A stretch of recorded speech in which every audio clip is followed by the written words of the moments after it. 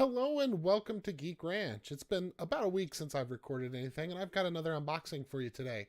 So today I've got an unboxing of another headset provided by Brian Penny for review purposes.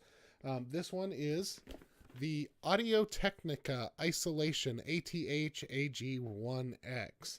It is a premium gaming headset.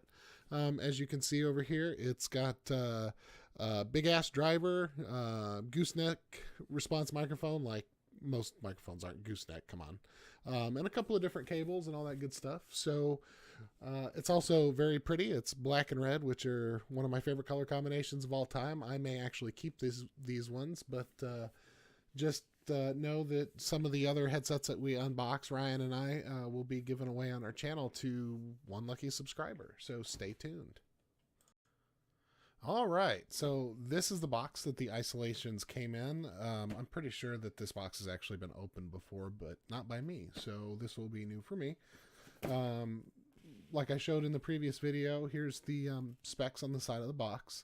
Obviously a wired headset, which is just fine. I could actually use a good wired headset for my computer. Bunch of other information on that side. Kind of a side profile of it, and that's the bottom of the box. Nothing spectacular there. So let's open this box and see what's going on.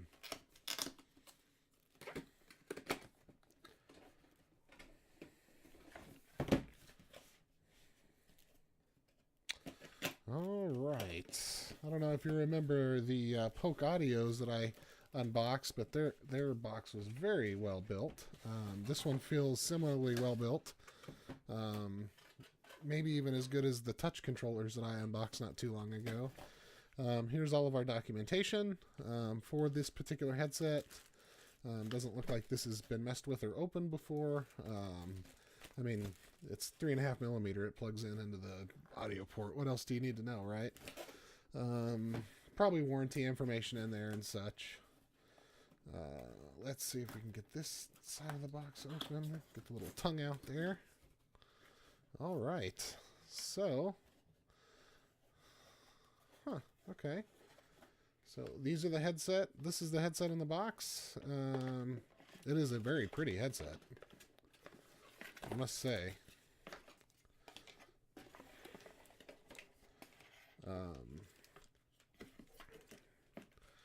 That anodized look on the red is just, it's hard to tell in the pictures, but it is stunning. It looks very, very good. Once again, the earmuffs are pretty supple. The headset itself is not very heavy at all. Not as heavy as you would expect something that's supposedly got some pretty good magnets in it. And the Polk was much heavier than this. As you can see, it's got these things for your head right here. They're soft, so this band doesn't sit directly on your head. You got your microphone here. These are very nice looking. I will be honest, they feel slightly cheap, but they look very, very nice. I may have to wear these on the other podcasts that I'm a part of, so that's a very, very nice headphone. It seems to come with maybe, I don't know if you, this is kind of weird. It's sort of like glued on here, taped on here. It's just, I guess it's just to protect the finish of the headset itself. So I thought maybe it might be a storage bag or something, but no, it's just kind of a presentation thing, and it's not a bad presentation thing, but it is a little weird. You take it out, it's floppy, it doesn't serve any practical purpose. It's just cloth, and then plastic eggshell underneath. So I don't know, what are you gonna do? And then, okay, so these are, as you can see on the headset, there's this wire here. I assume that this separates somehow. Yep, here we go. Nope, maybe not. Okay, but anyway, these are, there's a wind filter for the microphone boom here, and then these are microphone and then regular audio for the headset itself, because right now it's got the cell phone style 3-band 3.5 millimeter jack on it. So we'll try this out on the computer and on my cell phone and maybe on my handheld game systems, the 3DS maybe, and my Vita and stuff like that, and see how this works. Okay, so here is my final review of the Audio-Technica Isolation headphones. These things are quite quite large. But I will say, this kind of weird mounting solution is freaking awesome. They feel like they're just kind of floating on my head. They're not. There's no pressure here. If you've worn big cans like this before, you know that a lot of the times there's pressure in the headbands.